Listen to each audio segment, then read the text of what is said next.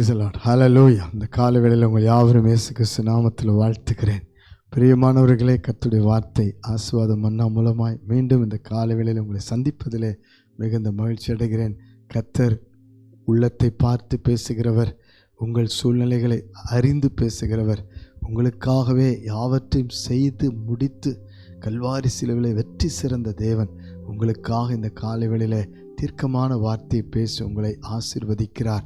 உங்களுக்கென்றே கர்த்தருடைய வார்த்தை பலனுள்ளதாய் ஆசீர்வாதமானதாய் கர்த்தர் பேசுகிறார். பாருங்கள், லூக்காவின் புஸ்தகம் 8ஆம் அதிகாரம் 48ஆம் வசனத்தை வாசித்து பாருங்கள்.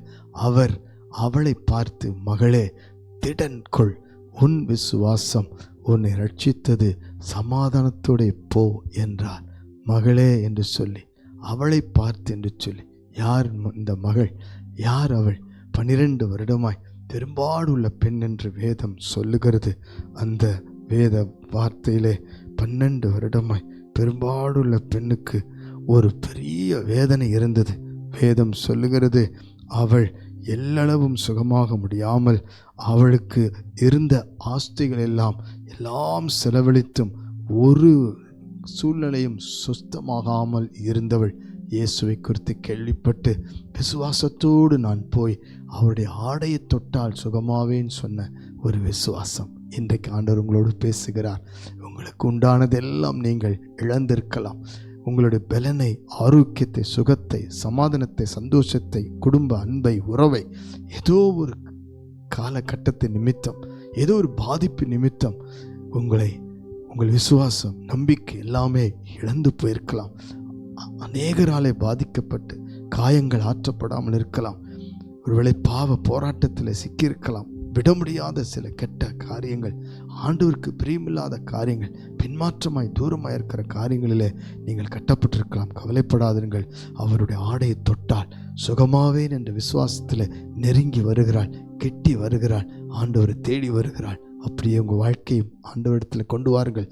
ஆண்டவர் பக்கமாய் நீங்கள் வாருங்கள். ஆண்டவர் விட்டு தூரமாய் போவதல்ல, ஆண்டவர் பக்கமாய் வர வர வர உங்களுக்குள்ள ஒரு அற்புதம் நடக்கும். வேதம் என்ன சொல்லுகிறது? என்னிடத்திலிருந்து வல்லமை புறப்பட்டதை அறிந்திருக்கிறேன் என்று ஆண்டவர் சொன்னார். அவள் தொட்ட உடனே ஒரு வல்லமை புறப்பட்டது. நீங்கள் ஆண்டவரை நோக்கி பார்க்கும் பொழுது, ஜெபிக்கும் பொழுது, ஆண்டவர் பக்கம் வரும் பொழுது, விசுவாசிக்கும் பொழுது, எல்லாரை விட, எல்லாருடைய வார்த்தையை விட, எல்லாருடைய சூழ்நிலை விட உங்களுடைய வாழ்க்கையில, உங்கள் உள்ளத்திலே வார்த்தையின் மேல் விசுவாசமாய், வார்த்தையின் மேல் நம்பிக்கையாய் இருந்து பாருங்கள். இயேசுவின் வல்லமை உங்கள் மேல் இப்பொழுது புறப்பட போகிறது. உங்களுக்கு ஒரு அற்புதம் செய்ய போகிறார். சமாதானத்தை கொடுக்க போகிறார். ரட்சிப்பு என்ற விடுதலை கொடுக்க போகிறார். மனம் திரும்புதலை கர்த்தர் கொண்டு வருவார். உங்களுக்கு பாவ மன்னிப்பை கொடுப்பார். உங்கள் குடும்பத்தை ஆசீர்வாதமாய் மாற்றுவார். எந்த பிரச்சனைனாலும் சரி, ஆண்டவரிடத்திலே நீங்கள் இப்பொழுது விசுவாசத்தோடு அவரை கெட்டி வாருங்கள். கண்களை மூடி ஜெபிக்கலாமா? பரலோக பிதாவே, இந்த வேளையில் ஜெபிக்கிற அத்தனை குடும்பத்துக்காக ஸ்தோத்திரம்.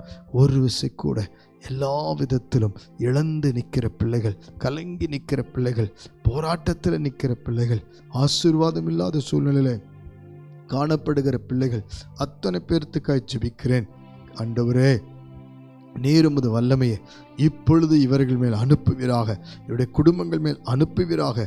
விசுவாசத்தோடு இப்பொழுது உம்மை தேடுகிற, உம்மை நோக்கி பார்க்கிற, ஜெபிக்கிற, ஒப்பு கொடுக்கிற, நம்பிக்கையாக இருக்கிற, விசுவாசமாக இருக்கிற, நம்முடைய வார்த்தையின் மேலே ஆண்டவரே இப்பொழுது நம்பிக்கையோடு கூட பார்க்கிற ஒவ்வொருவரின் தொடும். வியாதியோடு இருந்தாலும், பலவீனத்தோடு இருந்தாலும், பற்றாக்குறையோடு இருந்தாலும், இன்னும் ஆண்டவரே என்னென்ன சூழ்நிலைகள் இவர்களுக்கு விரோதமாக இருந்தாலும், உம்மை விட்டு தூரமாக இருக்கிற பின்மாற்ற காரியங்கள், ஆண்டவர் எதுவாக இருந்தாலும், ஆண்டவரே சமாதானம், அன்பு, ஐக்கியம் இல்லாமல் இருக்கிற ஒவ்வொருவரும் இப்பொழுது விடுவிக்கப்பட, சுகமாக்கப்பட ஜெபிக்கிறேன்.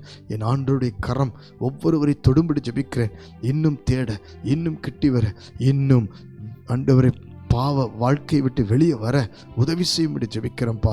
உம்மிடத்திலிருந்து வல்லம் எப்பொழுது புறப்படுவதற்காய் நன்றி.